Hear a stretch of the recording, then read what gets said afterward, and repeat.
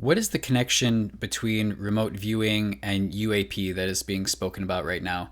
Jake Barber has described what he refers to as psionics in the military, who have basically they have the capability of summoning or inviting UAP to appear, and then they have interactions. Has there always been this connection between remote viewing and UFO phenomena, or is this something that we're seeing more recently? No, there's definitely always been a connection. And to be honest, it probably goes back way beyond that as well, because you can see many stories going back to the 50s, 60s, and maybe even the 40s and earlier of psychics that have what we call channeled conversations, or they have communications in some other psychic format with what we call non-physical beings or non-human kind of entities. You know, we can't prove these beings exist at this state in our science technology, but you know that kind of stuff goes back,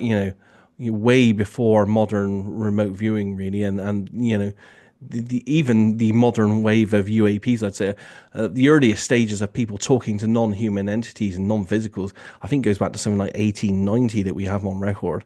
So it's always been there, but generally in the background. But those within remote viewing and who practice remote viewing know that even from the early days of, the early 70s at SRI, they started encountering potentially looking at UAP type craft and non-human life form, but using remote viewing, which is slightly different than the classical techniques in that all remote viewing is done within a set of rules or protocols that try to keep it more scientific and testable. So under those circumstances, from the early days of 1972 onwards, there was this UAP kind of crossover with everything that it was doing with remote viewing, and it also we have to bear in mind as well that one of the people that is at the core of UAP disclosure, Hal Puthoff, was also the person that started the remote viewing program in the 70s, and he saw all the way through to 1985 when he left the program for looking at zero point energy. So there's always been that connection from him as well. So it's a complex answer there I have to give you on this. Remote viewing's always been entwined with it, but then again, all psychic kind of connections had a non-human, non-physical life form communication thing going on there way before remote viewing was invented. There are numerous declassified documents that are readily available with a quick Google search you can access from the 80s and 90s, disclosing programs that the government spent lots of money on, and they wouldn't have done that for no reason. Why do you think this hasn't been more widely spoken about in the public discourse over the years?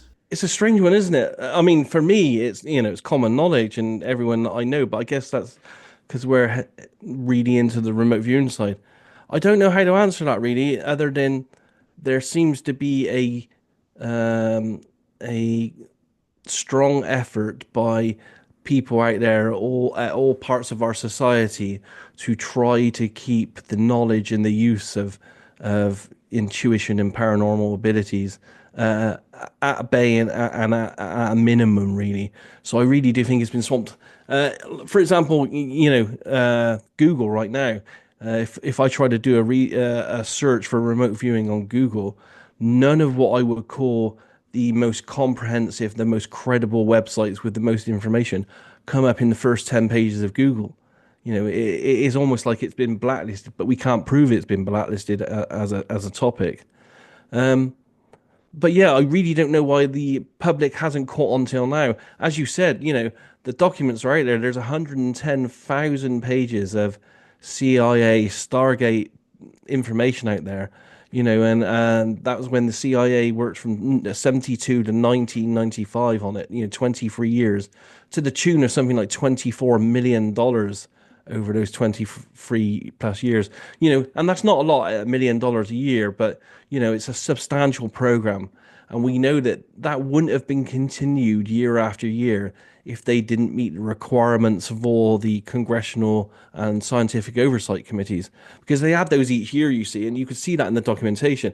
Each year, to get the funding for the following year, they had to prove that they were actually getting results, and they managed to do that for a continuous 23 years. So after all this time, what do we know about what they were up to and what they achieved? How much do we actually know about Project Stargate? Yes, some of it's still hidden. Some of it I don't think would ever reach the light of day. In fact, there are rumors that a lot of the documentation was even shredded at one point. But we know that they had an active program. There was this what we call a code war between the Russians doing this kind of stuff, the Chinese doing this kind of stuff, and the Americans doing it as well. Each country had their own programs. We know that Stargate. It went under many names before that. I think there were around about 6 to 7 names for the programs, and it changed like every 3 or 4 years. It was, it had very good results. The official close of it with the CIA come up with a contrived report that, there was no evidence of it being of any intel use. But you only have to do a deep dive into the 110,000 pages to find numerous reports from the CIA, the DIA, the NSA, and even drug agencies that were using remote viewers to look for drugs on ships that were being brought in and stuff. That they were getting accurate and very actionable intel for decades. So it does work. But yeah, why it hasn't been more known, I really don't know to this day. I mean, it's getting there now with all this disclosure and psionics and stuff. So something else that Jake Barber mentioned in a recent interview, and I'm going to keep coming back to him because I have a lot of questions about, and he's being spoken about a lot right now, but it was different methods. This was during his interview with Jesse Michaels. He described various methods for psychics to get into the remote viewing state, which is something that I hadn't heard before, and I thought it was interesting. I'd like to get your opinion on it. There's the through meditation. I mean, this is the most typical one that you would hear about, but he said it can also be stress induced.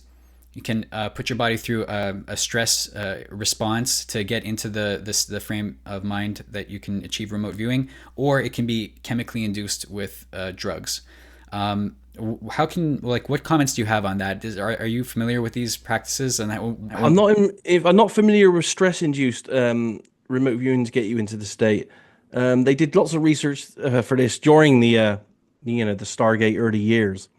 Um, and generally they use meditation, because they sent people on courses to the Monroe Institute where they use gateway tapes, which plays different, binaural beats and different frequencies to try and get you into altered states, alpha, theta, delta. I can't remember which one to be honest.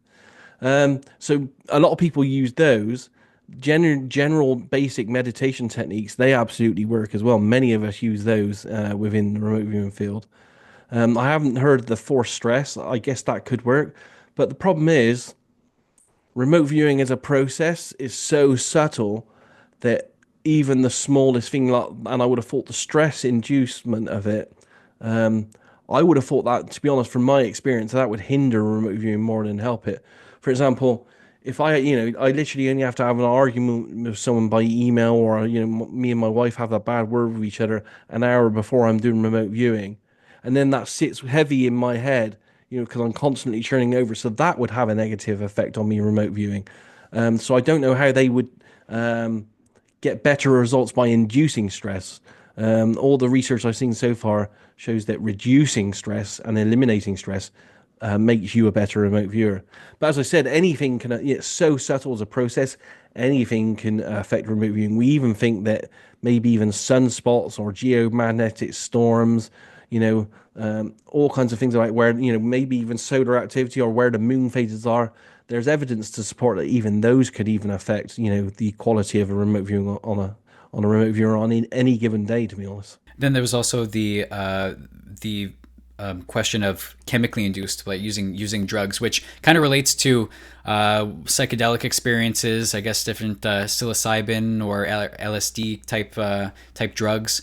How do those affect a remote viewing experience, to your knowledge? I don't have a huge amount of experience on that, other than I've done a couple of RV sessions, pretty drunk on tequila and vodka, and I've had really good remote viewing sessions with those because they have kind of relaxed me and gotten because essentially what you're doing with remote viewing is you're trying to get rid of the day-to-day noise so you can concentrate and hone in on as I said, the very subtle signals that bubble up for your consciousness. I do know a lot of people that do smoke marijuana and have tried other stuff, and they've also said that they've had really good psychic and remote viewing experiences off that as well. So I would have thought that they would work. But as with everything in life, we're all individuals. So, what works for one person might not work for the next person next to them. So you would have to find what was your kryptonite or what was your spinach kind of thing from Popeye days.